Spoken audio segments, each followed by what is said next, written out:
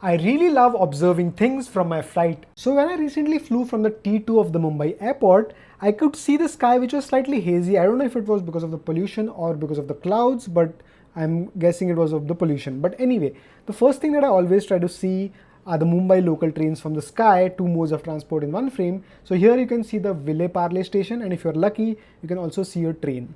As you go further, you see the Juhu airport, which is a private airport today, and there's a flying school too.